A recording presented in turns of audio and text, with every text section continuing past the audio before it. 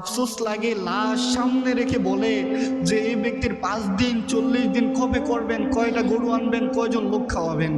আপনাকে সামনে রেখেই আপনি লাশ, আপনাকে সামনে রেখেই বলবে আপনার সন্তানরা, আর লোকগুলো আজকে আপনাকে সামনে রেখেই বলবে যে খানাটা কবে করলে ভালো হয়, খাবারটা কবে করলে ভালো হয়।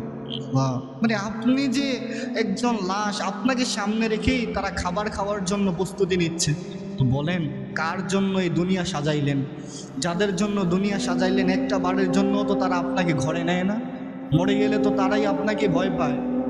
মরে গেছেন তারাই আপনাকে ভয় পাবে, যাদের জন্য আজকে নিজে হারাম না বুঝে, কিছুই বোঝেন না, হারাম বুঝেন না, অবৈধ বোঝেন না, কিছুই বোঝেন না, যাদের জন্য এই কাজগুলো করতেছেন কেউ কাজে আসবে না। আল্লাহর কসম, দুনিয়াও ধোঁকা। আপনার এই লোকগুলো প্রত্যেকটা মানুষ স্বার্থপর, এই দুনিয়া পুরোটাই স্বার্থপর, কেউ কারো না ভাই, আল্লাহর কসম কেউ